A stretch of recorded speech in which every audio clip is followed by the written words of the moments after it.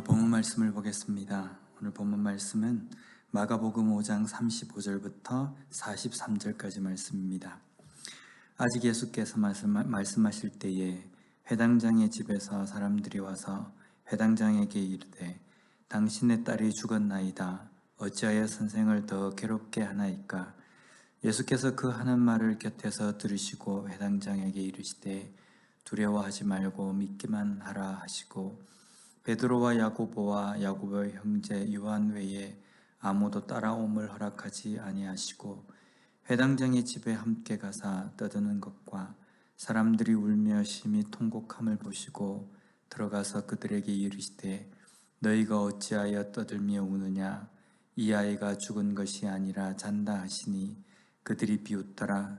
예수께서 그들을 다 내보내신 후에 아이의 부모와 또 자기와 함께한 자들을 데리시고 아이 있는 곳에 들어가사 그 아이의 손을 잡고 이르시되 달리다굼 하시니 번역하면 곧 내가 네게 말하노니 소녀야 일어나라 하심이라. 소녀가 곧 일어나서 걸으니 나이가 12살이라. 사람들이 곧 크게 놀라고 놀라거늘 예수께서 이 일을 아무도 알지 못하게 하라고 그들을 많이 경계하시고 이에 소녀에게 먹을 것을 주라 하시니라. 아멘. 오늘 본문 말씀은 야이로라고 하는 회당장의 딸을 고치시는 예수님의 말씀입니다. 예수님께서 배를 타고 거라사인의 지방에서 떠나서 한 지역으로 가십니다.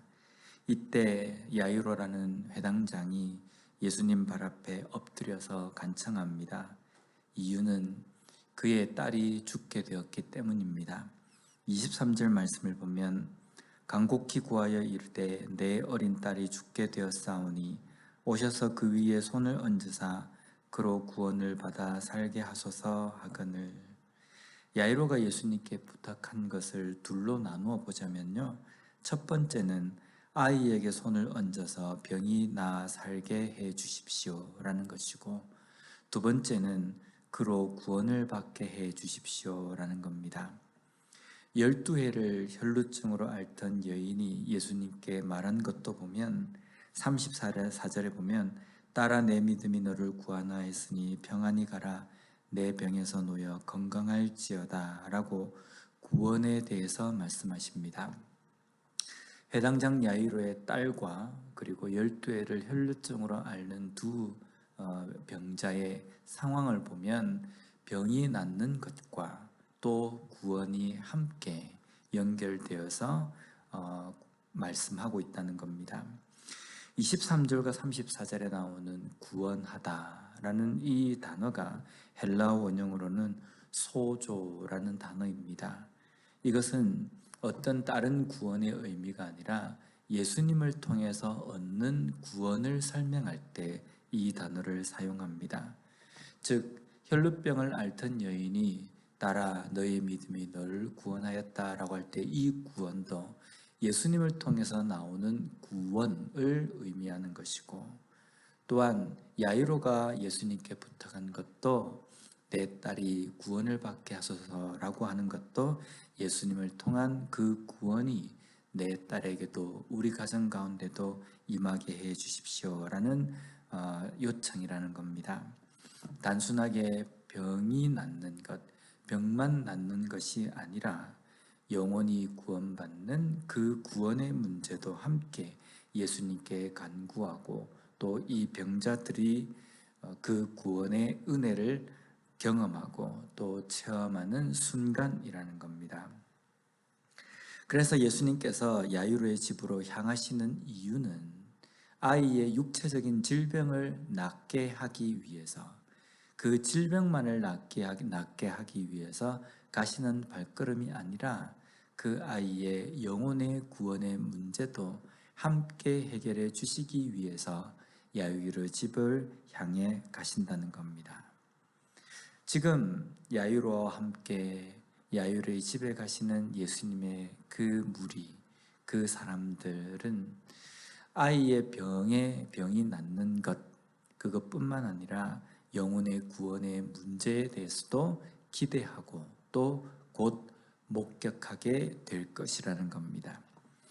그런데 가는 도중에 사람들이 와서 야이로의 딸이 이미 죽게 되었다는 것을 알립니다. 그리고 예수님을 더 괴롭게 하지 말고 예수님이 집에 오실 필요가 없다라고 이야기합니다. 아이가 죽었기 때문에 예수님께서 야이로의 집에 오실 필요가 없습니까? 예수님께서 이 땅에 오신 목적은 우리의 병을 낫게 하시고 우리가 안 되는 일을 해결해 주시고 또한 우리가 이 땅에서 실패할 때에 성공하도록 해주시고 이러한 일들을 해결해 주시기 위해서 예수님께서 이 땅에 오신 것이 아니라는 겁니다. 예수님께서 이 땅에 오신 목적은 우리의 영혼을 구원하시기 위해서 오셨다는 겁니다. 그래서 내 삶에 여전히 실패가 남아있고 내 삶에 여전히 어려운 문제가 해결되지 않은 채로 있다 할지라도 그런 문제가 있기 때문에 예수님이 더 이상 필요 없는 것은 아니라는 겁니다.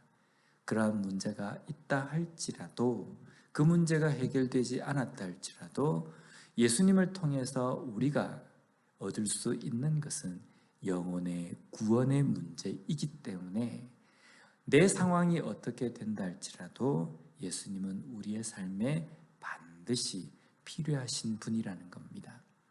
아이가 죽었다 할지라도 예수님이 야이로의 집에 오셔야 한다는 겁니다. 예수님께서 야이로의 집에 오실 이유가 있다는 겁니다. 야이로의 집에 갔을 때에 수많은 사람들이 아이의 그 죽음을 보고 울면서 야단을 하고 있습니다. 이에 대해서 예수님은 이렇게 말씀하십니다. 39절 말씀에 보면 들어가서 그들에게 이르시되 너희가 어찌하여 떠들며 우느냐 이 아이가 죽은 것이 아니라 잔다 하시니. 세상 사람들은 죽음을 영면이라고 이야기합니다. 영원히 잠을 잔다.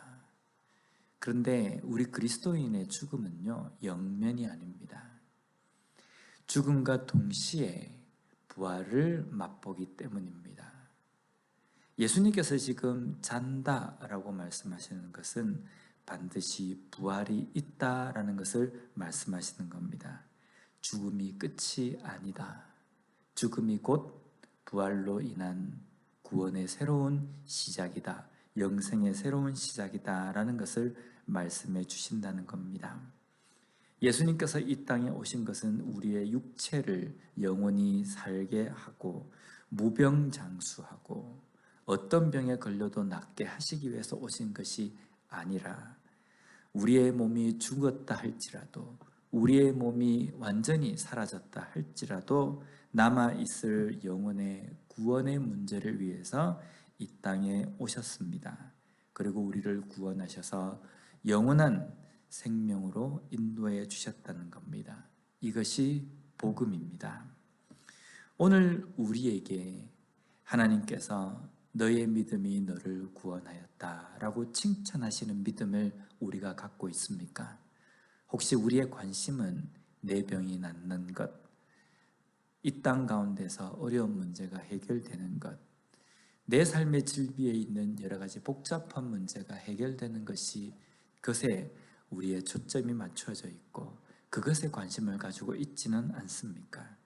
우리가 관심을 가져야 하는 것은 다시 한번 나의 구원의 문제, 나의 영혼을 구원하시기 위해서 이 땅에 오신 예수 그리스도, 그 구원으로 말미암아 우리에게 오게 되는 그 영생의 문제에 관심을 가지고 살아가는 우리가 되었으면 좋겠습니다.